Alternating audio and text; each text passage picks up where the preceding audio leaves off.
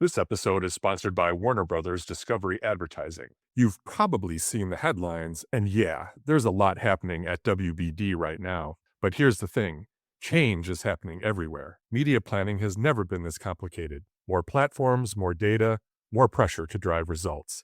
And that's what WBD delivers. Iconic stories and the audiences who love them, so your brand shows up in the right place at the right time with real impact. Visit adsales.wbd.com to learn more.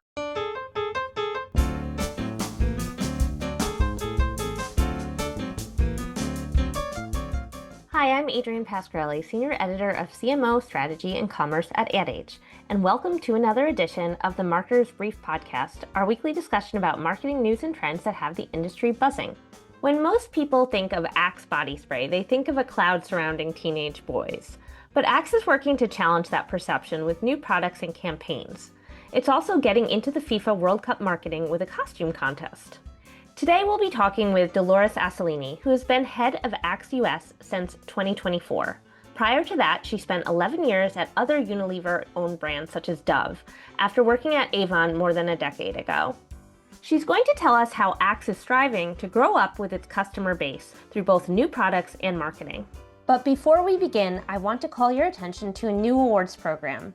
Ad Age Mid-Size Brand Leaders honors senior, in-house marketing leaders making a difference at mid-market brands, typically companies with $50 million to $1 billion in annual revenue. Does this sound like you or anyone you know? Find out more, including how to enter, at adage.com/midsize-leaders.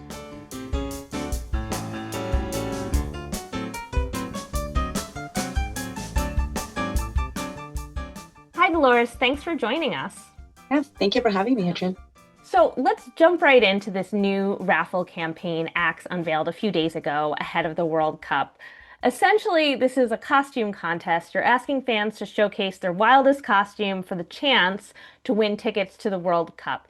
Can you tell me a bit about the strategy behind this campaign? So the excitement surrounding the FIFA World Cup 2026 really presented a massive opportunity for connection among young people, especially young guys. It's one of the few moments where you see this kind of global energy, shared experience, huge cultural moment, whether you're watching with your friends or in the stadium. So for us, it really felt like a natural moment to show up and to help our fans be a part of the energy, encouraging themselves to go out there with confidence, with a sense of humor, and a little bit of Axe. So we felt it was really the right place for us to play. And that's really where the idea of smell your best when you look your worst came out of. So we are asking guys to wear their crazy costumes. We know they're already doing that. We know they're dressing up to watch their games, whether it's a crazy costume or crazy face paint. So we figured this was such a natural moment to bring our product in and help them make that connection, even when they're looking the worst. And it feels like you can really build loyalty with these consumers because it's so hard to get tickets for those people who end up winning the contest. Yes, absolutely. We're hearing that it's so difficult to get tickets.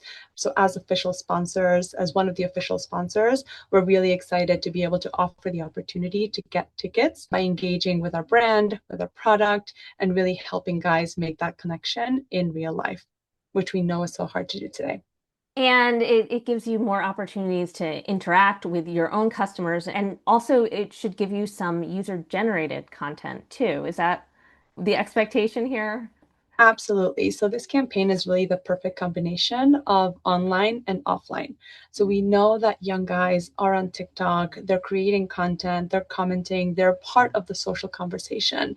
So encouraging them to post UGC with our product in their crazy costume is a way to reach them in a place where they're already authentically living and communicating and engaging both with brands, with friends, and with communities. But at the same time, we want them to live their life outside of their phone. And that's where the idea of dressing up and going out and asking somebody out in person makes it such a fun campaign. It's inherently fun and quirky and different, and a way for our guys to get out into the real world and try to make that connection with a little bit of fragrance and then post it online, right? We think that the creation of UGC is not just great for us, but it's also a great way for young guys to engage with each other and to put themselves out there in a way that is silly and quirky and is something that they're already doing today, right? They're already dressing up and being crazy. So giving them the opportunity to post it online and connect with each other through this craziness and this humor that is so inherent to young guys, we think is really fun. And we're really excited to see the content come through. And this is only, you're asking them only to post content on TikTok, or is it across all social channels? It's primarily on TikTok. And why just TikTok? Why not include Instagram? Is that because it's easier to track, easier to judge, or just because that platform is where your customers are?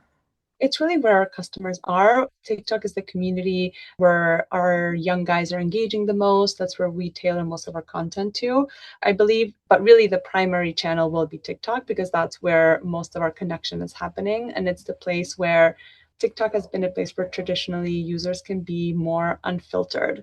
It's really just a place where it's more humor comes through, it's less polished. A place like Instagram is where people just have to curate their content more. On TikTok, you can just be yourself, be funny, be silly. That's really how TikTok started, right? With the silly dances and people just saying, TikTok is my place where I can be myself. On Instagram, I have to do the filter and the curation and make my page look cohesive. TikTok is a place where people can just be themselves and be funny and be crazy. So we think that's the perfect opportunity and the perfect place for our guys to be themselves, put themselves out there in this crazy way and see how they can engage with each other. So we're really excited to see how that comes to life. And I know it's hard to make a splash in this crowded marketing environment. How did Axe approach breaking through the clutter and making a voice for itself when it comes to the World Cup and its marketing? Yeah. So for us, it really starts with being true to what ACTS stands for, which is confidence, connection, and fragrance. So rather than trying to compete on just scale and say, we're going to spend the most, be the biggest, have the biggest display or the biggest campaign, it's really about focusing on an idea that felt distinctive, unique to our brand, and really native to how and where our audience engages today.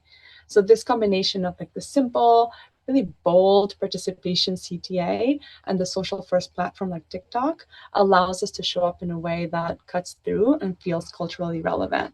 So we don't have the biggest budget of all the FIFA sponsors, but we think that in going out in a way that is authentically acts and authentically to who our audience is, which is these young guys that are looking for connection, feels like the right way for us to play. And it feels the most authentic and the way that we will stand out with our audience in a way that feels like us as a brand. And leaning into that in real life connection point feels especially relevant for Gen Z that's really looking I read all the time that they're looking to touch grass or looking to shop more in person, looking for these actual experiences. So kind of doing both seems like it should be helping you reach your target. Yeah, and Axe as a brand has always been about that. We've always been about getting out there. Really, the only way to experience fragrance is in person. So we've always been a brand that has been about building connection for young guys and helping them do that through fragrance. So we love this trend of people wanting to be out in the world and Gen Z saying, I don't want to be stuck in my basement staring at my phone or staring at my computer. I want to get out into the world and experience life outside. And we help them do that by giving guys a little bit of self-care. By putting on fragrance, it gives them that level of confidence to go up to somebody new and build a connection. It is so funny talking about fragrance. You can only experience it in life. But last year, I remember I wrote about fragrance talk and how TikTok is like is to your point earlier, is a real place where people are so excited to talk and learn about fragrance. How would you describe the Axe, like one of the most popular sprays that you guys have in your portfolio? How would you describe that on TikTok? Like, what are the notes?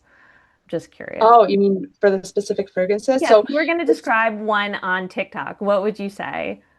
Ooh, well, our TikTok is very chaotic, but I think in the best way. Young guys have such different communities for young guys. So we have things that are, we speak to the anime community a lot. If you look at our TikTok page, because those are the guys that are responding to us and they love when we talk about our brand and understand their culture and what they care about. So you see a lot of that on our page. But then at the same time, speaking to fragrance and layering fragrances and the more serious part of our brand, we love to say that we take nothing seriously except for fragrance. And that's where that really comes through. So we have fragrances like Apollo that have been around for 20 years that people know and love and have been using forever, right? So we're always targeting that young guys. But I speak to guys all the time who are my age and will say, well, I've been using Apollo for 15 years and it's my favorite fragrance. And I always get compliments about it. We don't have to explain the notes and the details. Everybody knows what Apollo smells like, especially anybody that went to middle school in the early 2000s, because it was just such an iconic fragrance.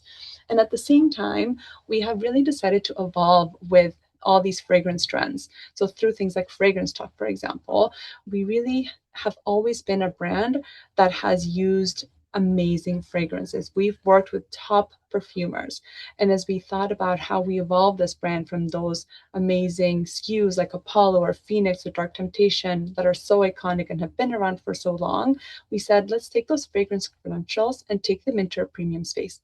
And that's what the Fine Fragrance Collection was born out of. So the Fine Fragrance Collection includes SKUs like Blue Lavender, cherry spritz, black vanilla that are just a little bit more sophisticated. They're based off of prestige colognes and really giving guys an opportunity to have cologne quality scents in a body spray at a more affordable price. So we have that as part of our TikTok page as well, where we have some of those more serious and more almost grown up scents that are a little bit more niche than something like an Apollo, that are really coming through in an interesting way on our page in a way that we didn't have 5, 6 years ago. So we have really ensured that we grow up with some of our guys and give them opportunities beyond the fragrance that they've had for 20 years, which we still have, but we always want to make sure that we open the door for them to try new fragrances like a blue lavender or a black vanilla, which have been extremely popular since we launched them. And when did you launch them? Blue lavender was about 2 years ago, and black vanilla was about 3 years ago. And let's talk a bit about some of the other work that Axe has been doing this year. A while back, the brand unveiled a new bottle with controls that allowed users to spray less. This played into that well-known consumer perception of teenage boys overdoing it with their body spray, that kind of Axe Cloud idea. Can you talk a bit about why you rolled out that product and how you marketed it? Yeah. So over the years, as a brand, we've heard the clear message from our consumers. Guys want to smell great, but they don't want to overdo it. Too often, Axe sprays delivered a really heavy mist that could end up feeling overpowerful or wasteful. So we have been working on this new spray technology to offer guys an opportunity to use our product without it feeling like too much and too overpowering. So this new spray technology delivers a more concentrated spray that feels lighter. It's more precise, it's a lighter mist, but also has a longer lasting scent. So it has the perfect combination of not feeling like you're living in an Axe cloud, which we heard a lot. Having been on this brand for a year and a half, I hear a lot, oh, the middle school locker room, the Axe cloud. It's such a huge part of the brand's history. But at the same time, the great fragrance is also a part of that history. So through this technology and through this campaign, we're trying to maintain what made us great in the first place, which is the great fragrances, while also addressing the number one concern with our brand and with this category, which is that young guys overspray it. Our spray was too much, too heavy. It had too big of a cloud. And now we're addressing that with this new technology. So now you can have the best of both worlds. You can have the amazing fragrance with a lighter spray that lasts a little bit longer. I was talking to a marketer at Claire's, the Gen Alpha retailer, recently about how they're connecting product and marketing more tightly in order to respond faster to trends. And I'm wondering, after hearing about the new spray bottles and the new products there, I'm wondering how a brand like Axe functions with products and marketing. How closely together does your team sit with the products team? Very closely.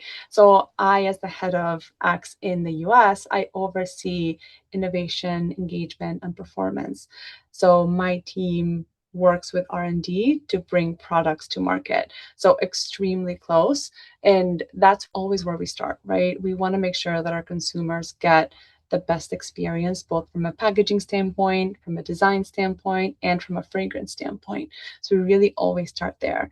We want to make sure that we have amazing fragrances because that is the heart of our brand. And the delivery method, the can, the spray technology is always a part of it. So evolving that in 2026 was a huge priority for us.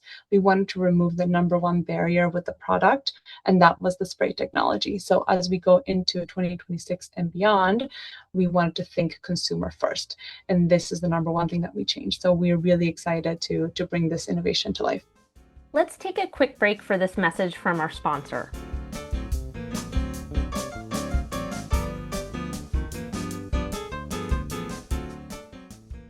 This episode is sponsored by Warner Brothers Discovery Advertising. You know those moments in entertainment when you're not just watching, you're feeling it? That's what Warner Brothers Discovery delivers to audiences every day. From the roar of live sports arenas to the clash of dragon-ruled kingdoms, from the front lines of breaking news to the heartbeat of busy kitchens, WBD Advertising combines this incredible IP with modern ad tech and a partner-first mindset to turn this cultural tension into real connection and measurable conversion. Visit adsales.wbd.com to learn more.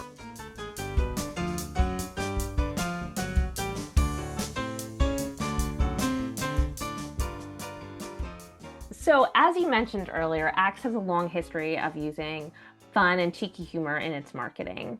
Why is that a cornerstone to Axe's approach, and how does it align with your play for Gen Z consumers specifically? So, being a brand that's about humor, fragrance, and attraction has always been the core of our brand.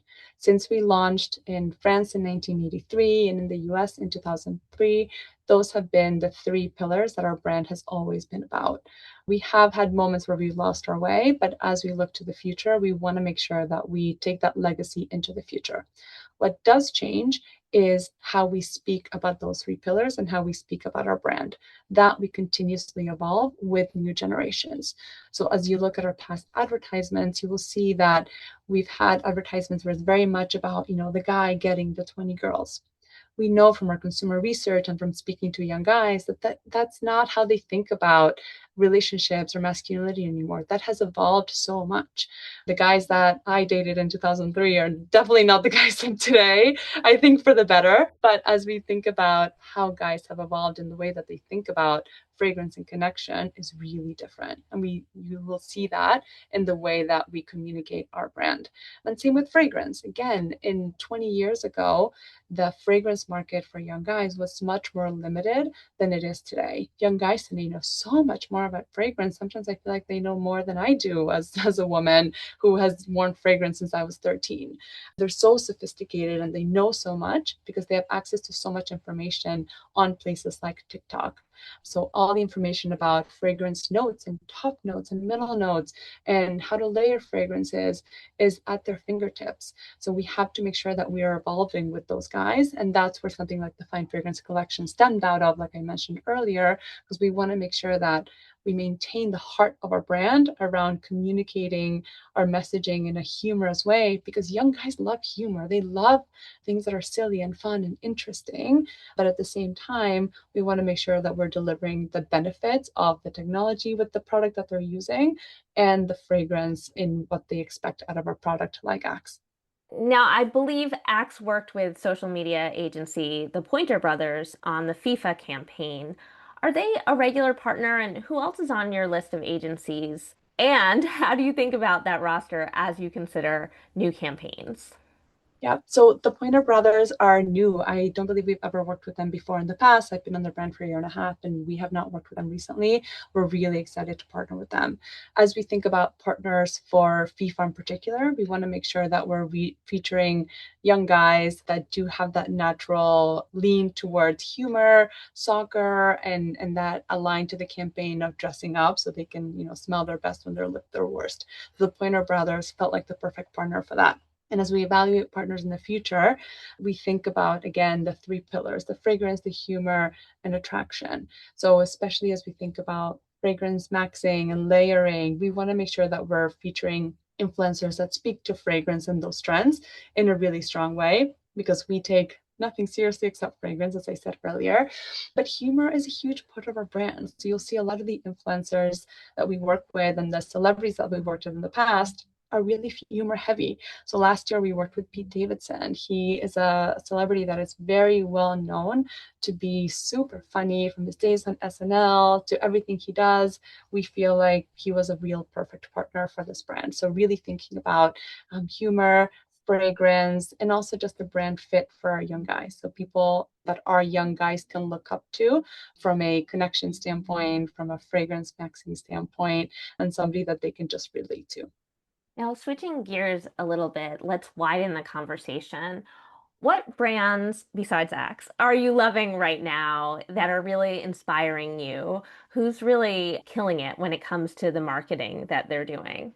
So I'm generally just inspired by brands that have really strong legacy, but always remain relevant to their audience. So I think that's what we're trying to do on Axe, right? A brand that can evolve and remain in the cultural zeitgeist, and especially brands that have done a really good job in turning themselves around, right? Thinking like an Abercrombie and Fitch, for example, right? They've done a really nice job of, they were super popular in the early 2000s.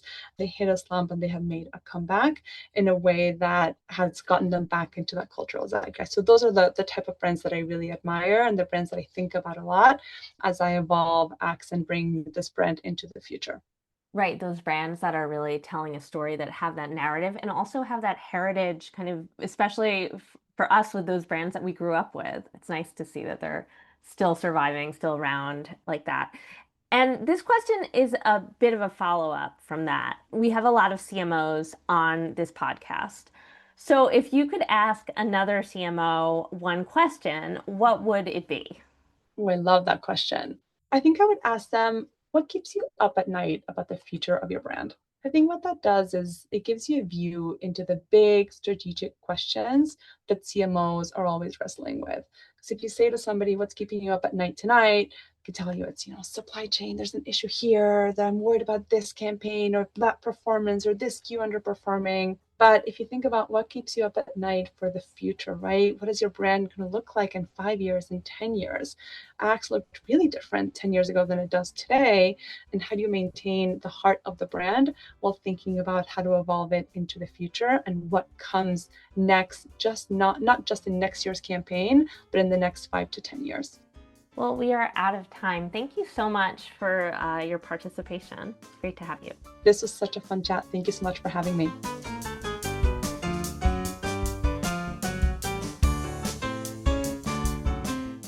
That was Dolores Assolini, head of Axe US, and I'm Adrienne Pasquarelli, senior editor at Ad Age. I'd like to thank our producer, Lauren Ciardio, and invite you to subscribe to the Marketer's Brief podcast on your favorite player. We promise to keep it brief, or at least short enough for your morning coffee. Thanks for tuning in. Marketer's Brief listeners get $40 off an adage.com subscription. Sharpen your marketing edge and visit adage.com/brief for your discount.